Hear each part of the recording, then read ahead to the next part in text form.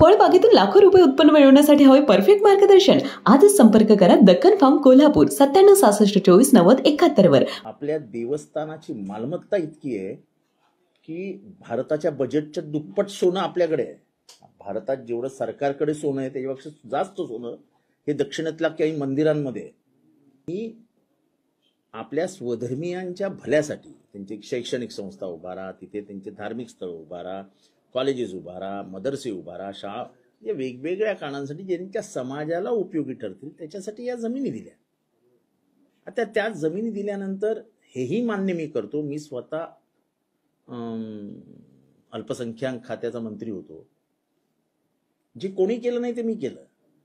मी पहिला माणूस होतो ज्यांनी फाईलवर राहून टाकलं की एकदा का वक्फ करण्यात आली जमीन. वक्फ म्हणजे माझ्या सोप्या भाषेत सांगायचं म्हणजे समाजासाठी दान दिलेली जमीन, आणि ज्यांनी दान दिली आहे त्याच्या नावावर ती वक्फ होते, आणि एकदा वक्फ झाली की ती विकता येत नाही. पण सरकारने हस्तक्षेप करून त्याच्यात कलेक्टरमध्ये पडू शकला असं काय गरज काय? त्या तुमच्या जमिनी नाहीच आहेत, त्यांच्या वडिलोपार्जित जमिनी आहेत, ते त्यांच्या बापजाद्याची जायदाद आहे ती. त्यांच्याकडे किती जमिनी आहेत आणि ह्यांच्याकडे जमिनी आहे या मोजमापाला काय अर्थच नाही.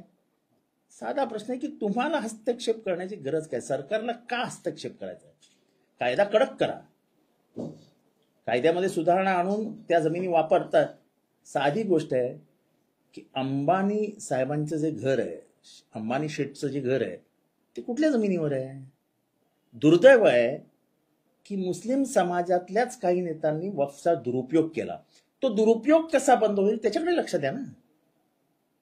म्हणून सरकारने त्यात हस्तक्षेप करून सरकार त्याच्यामध्ये येईल चुकीचं आहे. त्यांचा धार्मिक आहे, त्यांना त्यांचं करू द्या. आणि दिल्लीचं जे मध्य दिल्लीतलं सौंदर्य आहे ते त्या जमिनींमुळे आहे. दिल्ली एवढी मोकळी मोकळी का वाटते तर त्या जमिनींमुळे वाटते. किंवा आपल्या मराठवाड्याच्या बाजूला ज्या जमिनी आहेत त्या जमिनी कोणाच्या आहेत? त्या सगळ्या निजामाच्या जमिनी आहेत, त्या वक्फ झाल्या. तर तुम्हाला त्याच्यावरती नजर कशाला हवी आहे? दान धर्मातनं आलेली जमीन ह्याच्यावरती कोणाचाही अधिकार नाही. त्या माणसांनी एका विशिष्ट हेतूने, सामाजिक हेतूने आपल्या पैशातनं घेतलेली जमीन जेव्हा तो समाज हितासाठी देतो तेव्हा त्याच्याकडे तिरका नजरेने सरकारने पाहू नये. साधं आमचं म्हणणं आहे. नाही, बाळासाहेबांचे विचार काय आहेत आणि काय हे उद्धव ठाकरेंना जास्त माहिती आहे. पण ज्या पद्धतीने सरकार बढावा देत आहे त्या पद्धतीने त्यांचं काय चुकीचं नाही की तुम्ही धर्म लांब ठेवा राजकारणापासून. हे जे सुप्रीम कोर्टाची टिप्पणी आहे, आणि काल पण आज मला वाटतं त्यांनी उत्तर प्रदेश सरकारवर पण ताशेरे ओढले. तुम्ही कायदा हातात घेऊन जमणार नाही. मला सांगा, बीडमध्ये ज्यांनी बॉम्बलास्ट केले त्यांच्यावरती तुम्ही काय कारवाई करणार? जिलेटिनच्या कांड्या हातात घेऊनचा व्हिडिओ काढतात आणि जणून म्हणजे कायद्याची आम्हाला भीतीच नाही, पोलिसांना आम्ही घाबरतच नाही, आम्हाला जे पाहिजे ते करायचं आहे. आणि जेव्हा सरकार त्याचं प्रायोजकत्व घेतं, स्पॉन्सरशिप घेतं,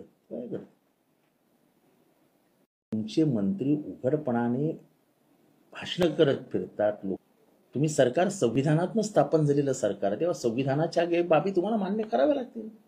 हा देश धर्मनिरपेक्ष आहे, सेक्युलर आहे. पोलीस दिवाळी सणचा सण साजरा करतात की सर्व माणसांनी एकत्र यावं, पोलिसांनी जनतेमध्ये संवाद असावा म्हणून हे सगळे सण साजरे करतात. हे कुठल्या धर्माचे आहेत म्हणून नाही साजरे करत, तर पोलिसांनी जनतेमध्ये संवाद असावा आणि संवादातनं कायदा आणि सुव्यवस्था व्यवस्थित निर्माण व्हावी याच्यासाठी सगळं ऑर्गनाईज करत असतात. इफ्तारी कॅन्सलच करायला लावली म्हणजे हे सरकार काय एक्झॅक्ट या सरकारला करायचंय काय? हे काही फार चांगलं नाही आहे. त्याच्यानंतर आता आपल्या देवस्थानाच्या जमिनी आहेत, त्या आपल्या देवस्थानाच्या जमिनी आहेत. आपल्या पण देवस्थानाच्या जमिनी हजारो एकर आहे. आपल्या देवस्थानाची मालमत्ता इतकी आहे की भारताच्या बजेटच्या दुप्पट सोनं आपल्याकडे आहे. भारतात जेवढं सरकारकडे सोनं आहे त्याच्यापेक्षा जास्त सोनं हे दक्षिणेतल्या काही मंदिरांमध्ये आहे. प्रश्न तो नाही आहे. प्रश्न हा आहे की या जमिनी आला कुठनं? तर त्यांची जी पूर्वीची राजघराणी होती किंवा त्यांचे जे श्रीमंत मुसलमान होते त्यांनी दानधर्म करून ही आपल्या स्वधर्मीयांच्या भल्यासाठी त्यांची शैक्षणिक संस्था उभारा, तिथे त्यांचे धार्मिक स्थळ उभारा, कॉलेजेस उभारा, मदरसे उभारा, शाळा, म्हणजे वेगवेगळ्या कारणांसाठी ज्यांच्या समाजाला उपयोगी ठरतील त्याच्यासाठी या जमिनी दिल्या. आता त्या जमिनी दिल्यानंतर हेही मान्य मी करतो, मी स्वतः अल्पसंख्याक खात्याचा मंत्री होतो. जे कोणी केलं नाही ते मी केलं. मी पहिला माणूस होतो ज्यांनी फाईलवर राहून टाकलं की एकदा का वक्फ करण्यात आली जमीन, वक्फ म्हणजे माझ्या सोप्या भाषेत सांगायचं म्हणजे समाजासाठी दान दिलेली जमीन, आणि ज्यांनी दान दिली आहे त्याच्या नावावरती वक्फ होते, आणि एकदा वक्फ झाली की ती विकता येत नाही. आणि म्हणून मी माझ्याकडे ती फाईल आली की ही जमीन विकण्यासाठी परवानगी द्या वगैरे वगैरे वगैरे वगैरे. मी त्याच्यावर लिहिलं की एकदा की वक्फ करण्यात आली की परत ती जमीन हस्तांतरित करता येणार नाही. Once a waqf always a waqf. त्याच्यामुळे ह्या जमिनीमध्ये सरकारने हस्तक्षेप करून सरकारने त्याच्यामध्ये काही माणसं टाकणं, समितीमध्ये आपला माणूस टाकणं, काय गरज काय? हा, कायदे असे करा की या जमिनीकडे कोणालाही तिरकस नजरेने बघता कामा नये. या जमिनीने त्या समाजाशिवाय दुसऱ्याला वापरताच येणार नाही. त्या समाजालाही वापरायचे असतील तर फक्त शाळा, कॉलेज, हॉस्पिटल वगैरे वगैरे वगैरे सामाजिक उपयोगासाठी वापरता येतील तरच या जमिनी देता येतील, असं काहीतरी प्रावधान त्याच्यात आणा. पण सरकारने हस्तक्षेप करून त्याच्यात कलेक्टरमध्ये पडू शकेल असं काय गरज काय? त्या तुमच्या जमिनी नाहीच आहेत, त्यांच्या वडिलोपार्जित जमिनी आहेत, ते त्यांच्या बापजाद्याची जायदाद आहे ती. त्यांच्याकडे किती जमिनी आहेत आणि ह्यांच्याकडे जमिनी आहेत याला या मोजमापाला काय अर्थच नाही. आता ख्रिश्चन समाजाकडे दाक्षिणात्य भागामध्ये हजारो एकर जमिनी आहेत. एवढंच काय तर मुंबईमधल्या काही महत्वाच्या जमिनी या ख्रिश्चन समाजाच्या जमिनी आहेत. आता त्या त्यांच्या चर्चेसनी म्हणजे जेव्हापासून ते इथे भारतात होते तेव्हापासून घेऊन ठेवलेल्या जमिनी आहेत. त्या आजही चर्चच्या हातात आहेत. साधा प्रश्न आहे की तुम्हाला हस्तक्षेप करण्याची गरज काय? सरकारला का हस्तक्षेप करायचा? कायदा कडक करा, कायद्यामध्ये सुधारणा आणून त्या जमिनी वापरतात. साधी गोष्ट आहे की अंबानी साहेबांचं जे घर आहे, अंबानी शेठचं जे घर आहे ते कुठल्या जमिनीवर आहे? दुर्दैव आहे की मुस्लिम समाजातल्याच काही नेत्यांनी वक्फचा दुरुपयोग केला. तो दुरुपयोग कसा बंद होईल त्याच्याकडे लक्ष द्या ना. म्हणून सरकारने त्यात हस्तक्षेप करून सरकार त्याच्यामध्ये येईल चुकीचं आहे. त्यांचा धार्मिक हे आहे, त्यांना त्यांचं करू द्या. मंत्री सर, यातला एक महत्त्वाचा विषय असतात. आता अंबानीच्या जमिनीचा, घराच्या जमिनीचा उल्लेख केला. आता अशा 186 बोर्डांना यामुळे सूट मिळणार आहे. आता त्यांना निर्णय घेता येणार आहे, त्यांना वोटमध्ये राहायचं की वोटमधून बाहेर जायचं. म्हणजे आधुनिक सरकारनं या निमित्तानं असा आहे की प्रश्न असा आहे की मी नेहमी याचं उदाहरण देतो की मध्य दिल्लीमध्ये तुम्ही गेलात की तुम्हाला हजारो मकबरे दिसतात. हजारो नाही म्हणजे काही, तर ते मकबरे आणि त्याच्या बाजूची जमीन ही वक्फची जमीन आहे मध्य दिल्लीत. त्या जमिनींची किंमतच होऊ शकत नाही. आता त्या जमिनी आल्या ना उघड्या बाजारामध्ये, आणि तुम्हाला नेमकं करायचंय काय? आणि दिल्लीचं जे मध्य दिल्लीतलं सौंदर्य आहे ते त्या जमिनींमुळे आहे. दिल्ली एवढी मोकळी मोकळी का वाटते तर त्या जमिनींमुळे वाटते. किंवा आपल्या मराठवाड्याच्या बाजूला ज्या जमिनी आहेत त्या जमिनी कोणाच्या आहेत? त्या सगळ्या निजामाच्या जमिनी आहेत, त्या वक्फ झाल्या. तर तुम्हाला त्याच्यावरती नजर कशाला हवी आहे? मला आठवतं की नागपाड्यामध्ये एक मोक्याच्या जागी जमीन होती आणि त्या जमिनीवरनं वाद चालू होता, आणि वाद मोठ्या लोकांमध्ये चालू होता. माझ्या हातात फाईल होती, मी बघितली. काही लोक माझ्याकडे आली, म्हटलं नाही, once a waqf always a वक्फ, ठोकून टाकली. ती जमीन विकताच आली नाही आणि याच्यापुढे विकताही येणार नाही. आता माहित नाही हे सरकार आल्यानंतर काय केलं तर, म्हणजे हे नवीन बिल आल्यानंतर काय झालं तर मला माहित नाही. दान धर्मातनं आलेली जमीन ह्याच्यावरती कोणाचाही अधिकार नाही. त्या माणसांनी एका विशिष्ट हेतूने, सामाजिक हेतूने आपल्या पैशातनं घेतलेली जमीन जेव्हा तो समाज हितासाठी देतो तेव्हा त्याच्याकडे तिरका नजरेने सरकारने पाहू नये. मला साधं आमचं म्हणणं आहे. देवेंद्र फडणवीस यांनी एक ट्विट करत ठाकरेंच्या खासदारांना आवाहन केले की आता तरी वक्फ विधेयक सुधारण्याच्या संदर्भात तुम्ही पाठीशी उभा राहणार का? बाळासाहेबांचा विचार करणार नाही, बाळासाहेबांचे विचार काय आहेत आणि काय हे ठाकरे उद्धव ठाकरेंना जास्त माहिती आहे, त्याच्यामुळे त्याच्यावरती काय मला बोलायचं. मंत्री किरण रिजिजू म्हणतायत की जर हा विधेयक आणला नसता तर संसदेवरही त्यांनी हक्क सांगितला असता. ह्याच्यावरती फक्त हसू शकतो आपण, त्याच्यावरती दुसरं म्हणजे ह्यांच्या बुद्धीचीच कीव करावीशी वाटते, ह्यांच्या बुद्धीचीच कीव करावीशी वाटते. संसद आज नाही बांधलंय आणि तुम्हीही नाही बांधलंय, हे संसद ब्रिटिश कालापासून तिथे आहे. तेव्हा उगाच जोक मारू नका, म्हणजे तुमची बुद्धी किती तोकडी आहे ह्याचं अख्ख्या देशभर आणि जगभरामधनं त्या लोकसभेतनं जाऊ देऊ नका. सर्वोच्च न्यायालयाने महाराष्ट्र सरकारची तासेरे ओढलेली आहे, नपुंसक हा शब्द वापरलेला आहे. नपुंसक वरती म्हणजे आपली लाजच घालवली आहे. पण ज्या पद्धतीने सरकार बढावा देत आहे त्या पद्धतीने त्यांचं काय चुकीचं नाही की तुम्ही धर्म लांब ठेवा राजकारणापासून. हे जे सुप्रीम कोर्टाची टिप्पणी आहे आणि काल पण आज मला वाटतं त्यांनी उत्तर प्रदेश सरकारवर पण ताशेरे ओढले. तुम्ही कायदा हातात घेऊन जमणार नाही.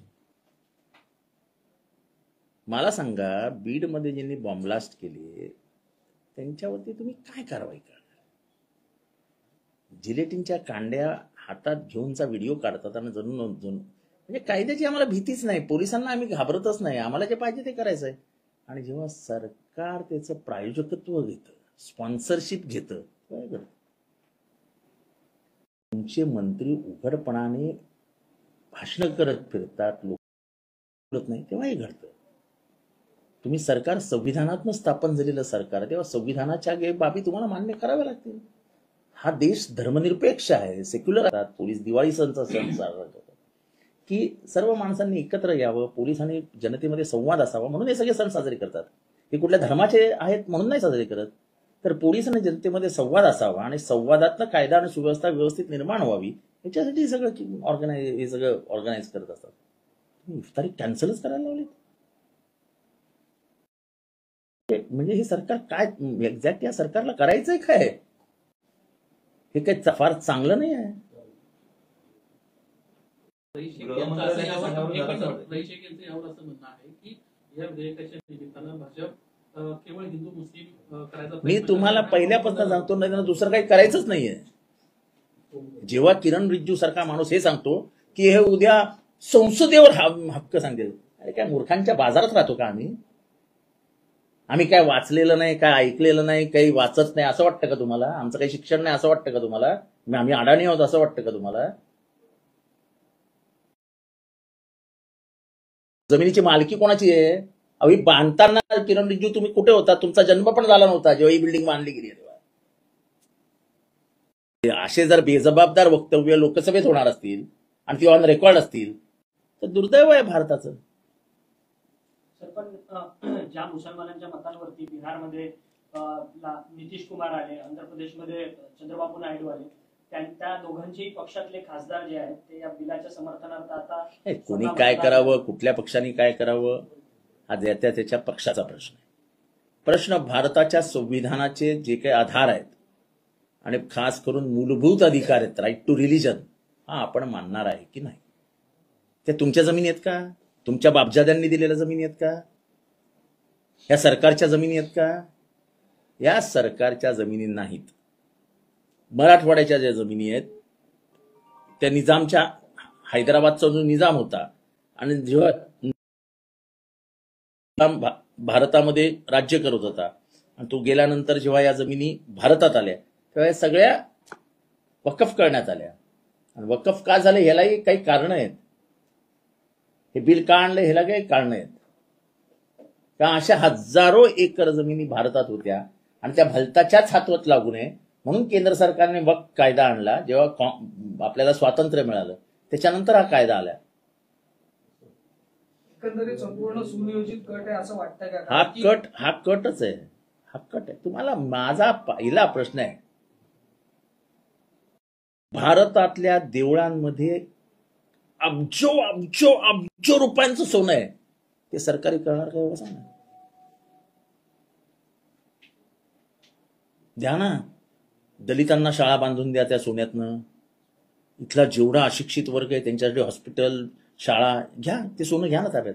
हा हिंमत तर करून दाखव. त्यांच्याच जमिनी कशाला ताब्यात घेता? एकेका देवळामध्ये मोजता येणार नाही एवढं सोनं आहे.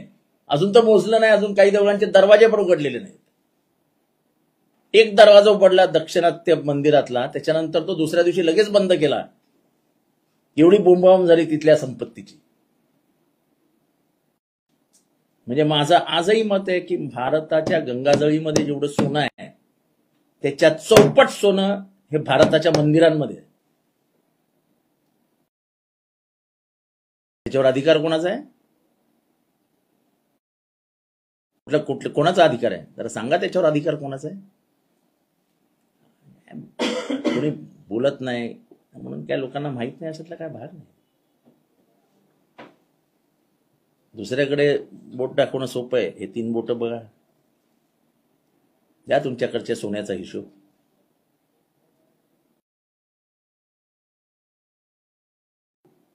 पुणेमध्ये राजघनवट जमीन गैरव्यवहार महत्वाच्या प्रश्नांवर बोलतो.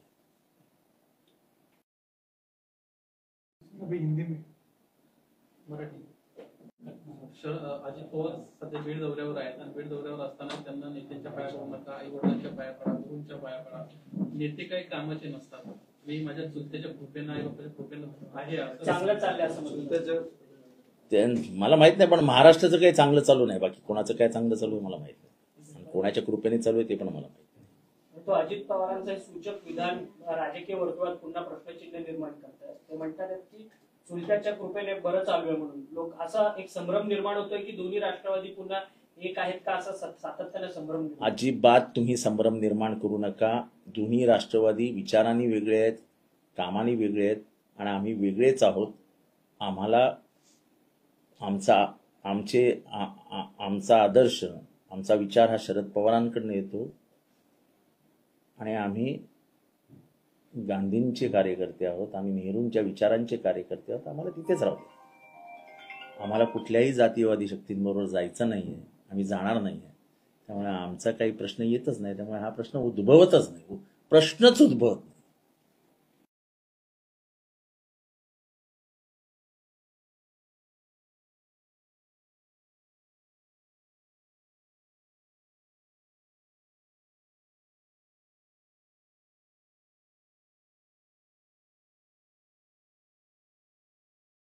दोन्ही राष्ट्रवादी पुन्हा एक आहेत का, असा सातत्याने प्रश्नच उद्भवत नाही. आणि म्हणजे शरद पवार बाकी कधी कोणाबद्दल बोलतात असं मी तरी ऐकलं नाही. आपण ऐकलं असेल तर मला माहिती. सरकारमध्ये, महायुतीच्या सरकारमध्ये सुरू काय असा प्रश्न निर्माण होतो. उपमुख्यमंत्र्यांची फाईल दुसऱ्या उपमुख्यमंत्र्यांकडे स्क्रुटिनीसाठी जाणार, त्याच्यानंतर ती फाईल मुख्यमंत्र्यांकडे स्क्रुटिनीसाठी जाणार. म्हणजे ह्या सरकारमध्ये इंटरनल वॉर्स सध्या सुरू आहेत का, असा प्रश्नचिन्ह निर्माण होतो. कोएलिशनचं हे राजकारण करत असताना ह्या सगळ्या अडचणी येत राहतात. त्याच्यावर मात करणं हे मुख्यमंत्री म्हणजे त्या नेतृत्वाचं काम असतं. आपल्याला काय त्यांच्यात चालू आहे याच्यामध्ये काय फार, किंवा बहिणींना जे काही 2100वरनं 1500वर आणलं, 1500मधनं पण कटिंग करायला सुरुवात केली. त्यामुळे आणि मुख्य सचिवांचं पत्र जातं की तुमच्या या योजनांमुळे महाराष्ट्र आर्थिकदृष्ट्या दबघाईला चालला आहे. हे सगळं काही चांगलं चालू आहे असं एक राजकीय म्हणजे राजकारणात अभ्यास करणारा किंवा थोडंसं सूक्ष्म नजरेने पाहणारा मी, मला वाटतं की जे काय चालू आहे ते हे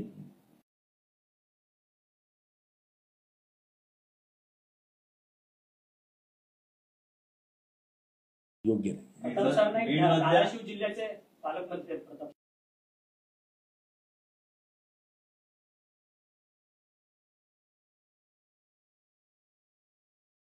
परंतु त्यांनी ज्या डीपीडीसी कामांना मंजुरी दिली आहे त्या डीपीडीसीच्या कामांना आता स्थगिती आलेली आहे.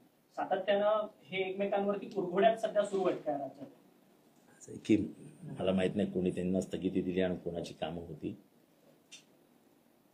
पण मग पाठवता कशाला पालकमंत्री? जर पालकमंत्र्याच्या कामाला जर तुम्ही स्थगिती देणार असाल तर ठेवू नका ना. मला नाही वाटत की प्रताप, मला काय माहित नाही, पण असं हे जे काही हे टपल्या मारण्याचं काम चालू आहे ह्याच्यामध्ये महाराष्ट्राच्या हिताचं. महाराष्ट्र नवनिर्माण सेनेनं सिनेमा एक प्रदर्शित होतो अबीर गुलाल, त्याच्यामध्ये फवाद जो पाकिस्तानी कलाकार आहे तो त्यांना अभिनय केला, त्याला विरोध केला. अशा चित्रपटाला विरोध करून चित्रपट प्रदर्शित होऊ देणार नाही असं मनसेचं अल्टिमेटम. ठीक आहे, हे सगळी घासलेली नाणी पुन्हा एकदा बाहेर येत आहेत. ठीक आहे, त्याला काय करणार आता. हे लोकांनाही हे सगळं आवडतं, त्याच्यामुळे हे हे असतंच. हे काय म्हणजे मला त्यांच्या दृष्टीने तरी ते काय नवीन करतात असं नाही. आणि कसं आहे की ते औरंगजेबावर बोलले, कोणाची हिंमत नाही झाली त्यांना बोलायचं की औरंगजेब तुमचा बाप लागतो का. आम्ही बोललो की आम्हाला लगेच विचारलं, औरंगजेब तुझा बाप लागतो का. तसं काही गोष्टी ठाकरेंच्या कानात नाही ऐकायला बरं वाटतात, नाही ऐकलं तरी ऐकावं लागतं, त्याला काय करायचं. दादा आज बीडच्या दौऱ्यावर ते एकंदरीत मला एका विषयावर दुसऱ्या विषयावर पटकन नेऊ नका. ह्या संपला असेल तर सांग. सर तुम्ही तो व्हिडिओ देखील शेअर केला होता राज ठाकरेंच्या भाषणाचा. एकंदरीत म्हणजे त्या भाषणाचा व्हिडिओ कारण का त्याच्यातलं असं मर्म असं आहे की हे सगळा विषय मी आधीच मांडून चुकलोय. मी म्हटलं ना की महाराष्ट्राला काही गोष्टी ठाकरेंच्या तोंडात ऐकलेल्या बरं वाटतात. मी आधीच सांगितलं की अफजल खान 6 फूट 5-6 आगडबंब, त्याला 2 मिनिटात झोपवला ना माझ्या राजाने. म्हणजे कृष्णा भास्कर कुलकर्ण्याने आमच्या महाराजांवर तलवार चालवली, दुसऱ्या मिनिटाला त्याचाही सफाया झाला ना. म्हणजे गद्दारी आमच्यातनं झाली होती, तरी पण आम्ही झोपवला ना त्या अफजल खानाला, आणि आणून खाली त्याचं थडगं उभारलं. ते थडगं माझ्या राजाची कहाणी सांगते. मी जेव्हा ते थडगं बघतो तेव्हा मला आठवतं, अरे माझ्या राजाने याला इथे झोपवलंय. तसं औरंगजेबाचं आहे. लाखाचं सैन्य घेऊन आला होता, वणवण फिरला, पण माझ्या महाराष्ट्रात पाय नाही राहू शकला तो. आणि शेवटी शिवाजी महाराज, संभाजी महाराज आणि ताराराणी या तिघांशी थकून 1707 साली इथे मरण पावला. आपल्या घरीही नाही जाऊ शकला. घरी मरण नाही येणं याच्यासारखं दुर्दैव नसतं. आणि ते हिंदूंच्या म्हणजे धर्मपुस्तकात लिहिलं आहे की मरण नेहमी आपल्या घरी यावं. या जगात 2 राजे असे आहेत की अलेक्झांडर जग जिंकायला गेलेला परत घरी नाही जाऊ शकला. तसं महाराष्ट्र जिंकायला आलेला औरंगजेब नाही जाऊ शकला. कोणामुळे नाही गेला तर माझ्या राजामुळे, माझ्या दाखल्या धन्यामुळे आणि माझ्या ताराराणीमुळे. आता तुम्ही त्या औरंगजेबाला इथनं गायब करणार, काय सांगणार आम्ही नंतर. जेव्हा जेव्हा माणूस औरंगजेबाला जाईल तेव्हा तेव्हा तुम्हाला शिवाजी महाराजांचा इतिहास सांगावा लागेल. तुमच्या मनात पाप आहे, तुम्हाला शिवाजी महाराजांनाच छोटं करायचं आहे. आणि म्हणून तुम्ही वाघ्या कुत्र्या तिथे होता, त्यांनी चित्तेत उडी मारली, अशा काहीतरी कहाण्या रंगून सांगत असतात.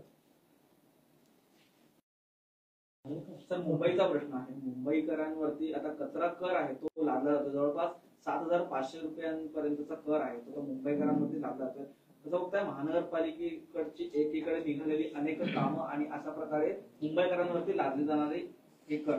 कसं आहे की मला वाटतं ह्या सरकारचं ऍडमिनिस्ट्रेटिव्ह कंट्रोल सुटलेलं आहे आणि काही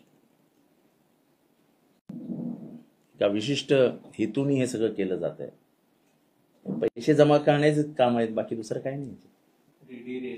मुंबई महानगरपालिका कर लावते, पण समुद्रकिनारी जे आहे आपण पाहायला गेलं तर मोठ्या प्रमाणात प्लास्टिकचं साम्राज्य पाहायला मिळतं. त्यामुळे कोळी लोकांना देखील मोठ्या प्रमाणात मासेमारी करण्यासाठी त्रास होतो.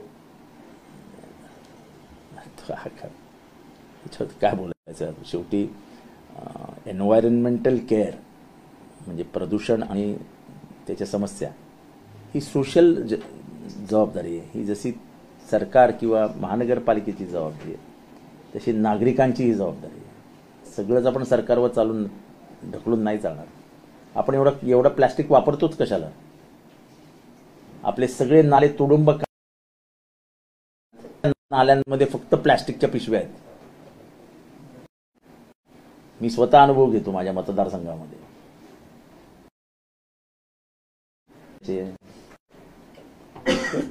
काही म्हणजे हे स्पष्ट नाही कधी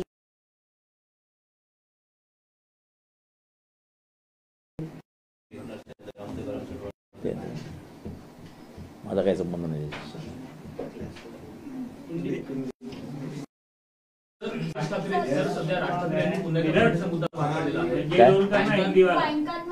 मराठीचा वापर होतो की नाही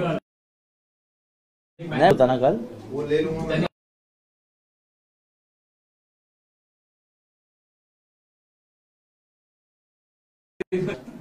बँक हा इंग्रजी शब्द आहे, त्याला काय आहे का मराठी शब्द वगैरे. तर मला पत्रकार परिषद घेऊया.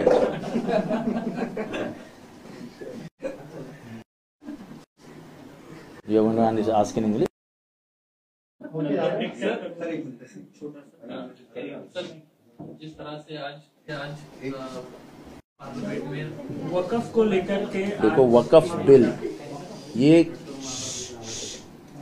दूषित हेतु दिल में रख के लाया हुआ इस देश में दो धर्मों के बीच में दरार पैदा, इस देश के लिए विभेद करने के लिए ये विधेयक लाया गया है। ये जमीनें कोई सरकार से ली हुई जमीनें नहीं है। ये जमीनें जो हैं वो उनकी बापजादाओं ने दी हुई जमीनें हैं। ये जमीनें उन्होंने अपने धर्म के गरीब लोगों को धर्म के काम के लिए, तालीम के काम के लिए दी हुई जमीनें हैं। मेरा सीधा सवाल है कि धर्म के मामलों में आप ये करिए, किसी को जानी ही नहीं चाहिए। स्कूल, कॉलेज, हॉस्पिटल, जो भी अच्छे काम हैं उसके सिवा ये जमीनें जानी ही नहीं चाहिए। पर लेकिन सरकारी हस्तक्षेप ऐसे जमीनों के माध्यम में ये किसी धर्म के बीच में जाना, ये सरकार नहीं है। संविधान के प्रावधान जो है उसमें हमने कहा है आर्टिकल 19 में राइट टू रिलीजन, और उसमें सब लिखा है। अगर रिलीजियस मैटर है, वो धार्मिक काम है, तो सरकार का काम क्या है उसमें? अभी तो क्रिश्चियन लोग, मेरा सीधा सवाल है आज कि भारतीय मंदिरों में अब्जों रुपए का सोना है और वहीं पड़ा हुआ है, इसका कोई इस्तेमाल भी नहीं होता है, कोई काम भी नहीं होता उससे। सरकार वो पूरा नेशनलाइज कर देगी, उपयोग करो। दलित, जो पिछड़ा समाज है, हिंदुओं में समाज है, कह दो कि आज से ये सोना का इस्तेमाल होगा और जितने भी गरीब हिंदू है सबको स्कूल में भेजेंगे, सबके लिए स्कूल बनाएंगे, सबके लिए अस्पताल बनाएंगे। पूरे भारत 1000 अस्पताल बनाओ। तुमको कुछ नहीं करना है, तुम्हें सिर्फ हिंदू मुसलमानों का अंतर बढ़ाना है और कुछ भी नहीं करना। ये देश में बढ़ती हुई बेरोजगारी, उसके ऊपर बात नहीं करोगे तुम। ये देश का घटता हुआ विकास दर, उसके ऊपर बात नहीं करोगे तुम। ये देश में डॉलर के सामने गिर रहा है, और आपने किया था कि जब रुपया गिरता है तो रुपया नहीं गिरता है, देश प्रतिष्ठा गिरती है। आज देश की प्रतिष्ठा 90 रुपए पे चली गई है। जब आपने किया था तब डॉलर का भाव 63 रुपया था, आज 90 रुपया हो गया है। तो ये सिर्फ और सिर्फ दिखावा है। जब किरण रिजिजू जाके पार्लियामेंट में कहते सब पार्लियामेंट यानी हमारे संसद भवन जो है उसके ऊपर अधिकार बोल देंगे। इनको ये भी नहीं मालूम कि ये भारत को स्वतंत्रता मिली तब नहीं बना है, ये बना है जब ब्रिटिश राज था। हमारा राष्ट्रपति भवन भी ब्रिटिश राज का बनाया हुआ है। ये जमीन की मालकी किसी और की थी, वो हमारी जमीन है। अभी इसके ऊपर कोई कैसा अधिकार बोल सकता? क्यों आप ऐसे लोकसभा में विधान करके ऐसा अंगार लगाते हो? सुनने वाले तो यही समझे ना, अरे किरण रिजिजू ने कहा कि ये तो जमीन वो भी ले सकते हैं, और लोगों के माथे भड़के। तो ये तो सिर्फ माथा भड़का कर रहे और कुछ नहीं कर रहे। किरण रिजिजू को समझ आना चाहिए, वो क्रिश्चियन है। ये आज मुसलमानों की जमीनें ले रहे, क्रिश्चियन समाज की भी जमीनें लेने वाले हैं। और क्रिश्चियन समाज के पास भी दक्षिण में और ईशान्य भारत में अच्छी जमीनें हैं। हमारे बंबई में चर्च गेट के पास और वीटी स्टेशन के पास चर्चेस की अच्छी जमीन है, जिसकी आज कीमत करोड़ों रुपए है। ये क्रिश्चियन चर्चेस के पास है उनके पास जमीन है। वो राज कर रहे थे एक जमाने में इधर, उसका गैर इस्तेमाल किया उन्होंने। तुम्हारे हाथ से जमीनें खींची किसी के हाथ से, ऐसा एक उदाहरण बताओ। प्रावधान करो कि ये जमीनों का इस्तेमाल सिर्फ समाज के हित में होगा, बस हो गया। सत्ता पक्ष आरोप ये लगा रहा है विपक्ष पे कि विपक्ष तुष्टिकरण, देखो हमको कोई मुस्लिम तुष्टिकरण करना है, ऐसा जमीनों में हाथ में लेने से कोई तुष्टिकरण नहीं होता है। सब समाज को एक न्याय दे दो ना, सबका नेशनलाइजेशन कर दो। कह दो कि अब जो मंदिर में सोना है उसका भी हम नेशनलाइजेशन। बात यह है कि तुम किसी की समाज व्यवस्था में धार्मिक व्यवस्था में जाना क्यों चाहते हो? ये सरकार का काम है क्या? जैसे औरंगाबाद, परभणी, नांदेड़, जालना, हिंगोली, इस इलाके में जो जमीनें हैं वो निजाम के वक्त की है। वो जमीनें निजाम ने लिए के नाम पे थी, अब वो वक्फ हो गई। मुझे याद है बंबई के एक जमीन का मामला मेरे पास आया था जब मैं अल्पसंख्यक मंत्री था। तब तक ये प्रावधान कोई नहीं कर पाया था। मेरे पास वो जमीनें आई, मेरे पास लोग दलाल आए कि ये जमीन छोड़ दो, ये करो, वो करो। मैंने कहा कुछ नहीं छूटेगी। मैंने उस पर लिख दिया कि एक बार जमीन वक्फ होती है उसके बाद उसको कोई भी हाथ नहीं लगा सकता है। वो एक बार वक्फ हो गई तो वो ये दुनिया के आखिरत तक ये जमीन वक्फ ही रहेगी। वक्फ की जमीन का इस्तेमाल करना ये धार्मिक कामों में ही हो सकता है और इस धर्म के लिए ही हो सकता है। उधर कॉलेज अगर बनेगा तो उसमें हिंदू मुसलमान दोनों जा सकते हैं, लेकिन कॉलेज बनेगा। अस्पताल बनेगा, हिंदू मुसलमान दोनों जा सकते हैं, लेकिन अस्पताल बनेगा। समाज हित के लिए जो उधर जो भी बनेगा वो समाज हित के लिए बनेगा। बनाओ ना ऐसा कानून। सरकार को क्यों बीच में जाना है उनकी जमीनों के? अगर यह है तो अंबानी साहब की जमीन जो बनी है वो वक्फ लैंड पे है।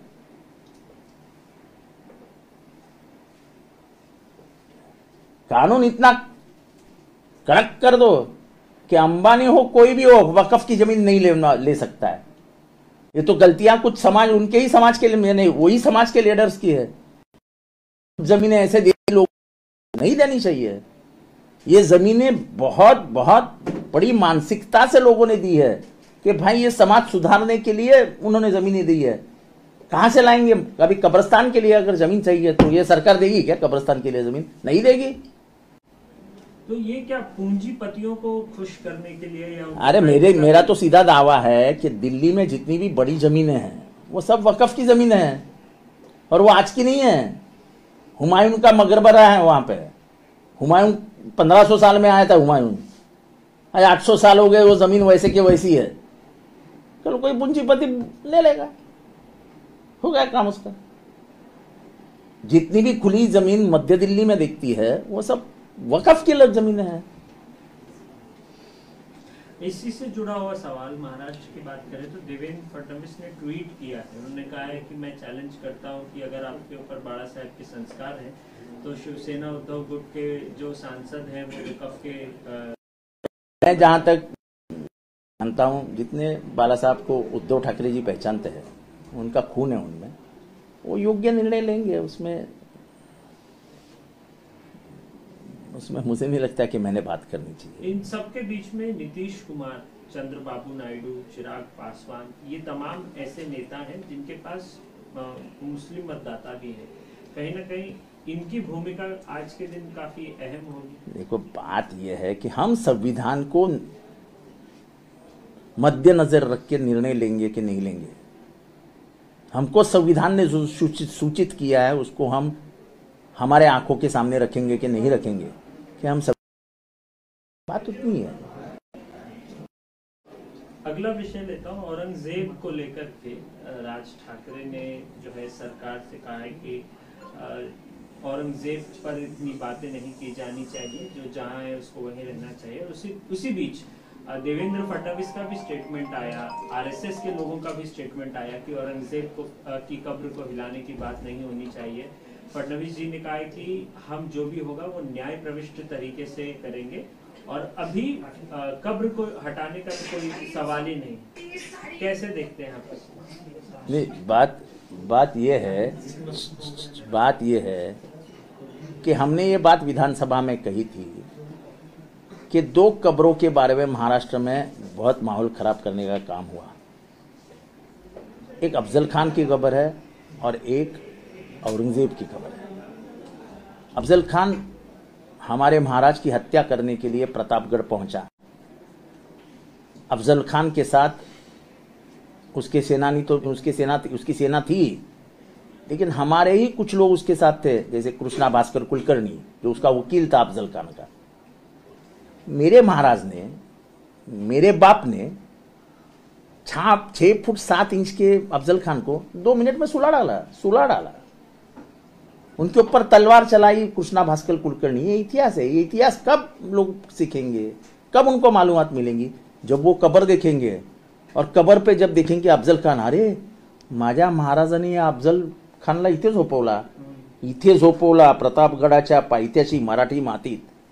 वैसा जो भी खुलताबाद जाएगा वो औरंगजेब की कब्र देखेगा तो उसको जो ये रहते हैं ना टूरिस्ट को समझाने वाले, उनको क्या बोलते हैं, गाइड, वो क्या बोलेगा कि शिवाजी महाराज, संभाजी महाराज, तारा रानी से लड़ने आया हुआ औरंगजेब अपने गांव वापिस नहीं जा सका, दिल्ली नहीं जा सका।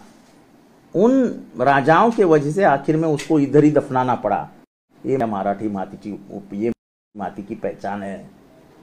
ये पहचान मत मिटाओ। ये पहचान मिटाना यानी शिवाजी महाराज का इतिहास मिटाना है। तो एक तरफ मुख्यमंत्री अलग बयान दे रहे हैं, उनके नेता अलग बयान देते हैं। देखो उससे वो क्या करते हैं, देखो ऐसा है, कौन कर रहा है? ऐसा है कि इनको माहौल खराब ही करना है। कैबिनेट का एक मिनिस्टर बार बार ये बात दोहराता है और उसको कोई उससे बात भी नहीं करता है, उसको बोला भी नहीं जाता है, तो इसका मतलब है ये स्टेट स्पॉन्सर्ड है, ये राज्य सरकार पुरस्कृत योजना है। मराठी और उत्तर भारतीय का विवाद दोबारा से सामने आ रहा है। कई सारे वीडियोस अब देखने को मिल रहे हैं जहां एमएनएस के कार्यकर्ता, जो लोग मराठी नहीं बोल पा रहे हैं या बोलने में असमर्थ हैं, उनकी पिटाई कर रहे हैं। आप इसे क्या देखते हैं? ऐसा ये हाँ, हमारा रॉकेट में फिर से दारू भर के उसको नीचे से अंगार लगाने का काम है, रॉकेट लॉन्च करने का काम है। आपको मालूम है ये बहुत साल पहले हो चुका है, ये सब फिर से बातें हो चुकी है। ये घिसी पिटी बातें लोगों को अच्छी तरीके से समझ में आती है। इससे फायदा होगा क्या राज ठाकरे को? वो उनका वो जाने, मुझे क्या लेना देना है। ठीक है।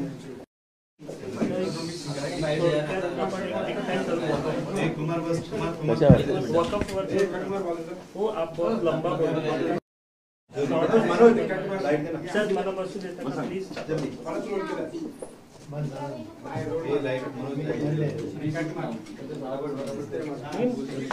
दख्खन फार्म तुम्हाला मिळवून देणार उच्च नफा आणि समृद्ध भविष्यातील शेती। फळबागेतून लाखो रुपये उत्पन्न मिळवण्यासाठी हवंय परफेक्ट मार्गदर्शन। दख्खन फार्मच्या कॉन्ट्रॅक्ट फार्मिंगच्या माध्यमातून तुमचं हे स्वप्न होईल साकार। आधुनिक शेती तंत्रज्ञान आणि तज्ञांच्या मार्गदर्शनाने आजच वळा आधुनिक शेतीकडे। आपल्या शेतीचे उत्पन्न वाढवा दख्खन फार्मच्या मदतीने। दख्खन फार्म आपल्या फळबागेला उच्च नफा मिळवून देणारा परफेक्ट मार्ग। आज संपर्क करा दख्खन फार्म कोल्हापूर 97 66 24 90 71 वर आणि बना समृद्ध आधुनिक शेतकरी। तेव्हा अधिक माहितीसाठी दख्खन फार्मच्या सर्व सोशल मीडिया प्लॅटफॉर्मला आजच जॉईन व्हा। अशाच नवनवीन अपडेट्ससाठी डिजिटल कोल्हापूर चॅनेलला सबस्क्राइब करायला विसरू नका। आमच्या फेसबुक, इन्स्टालाही नक्की फॉलो करा।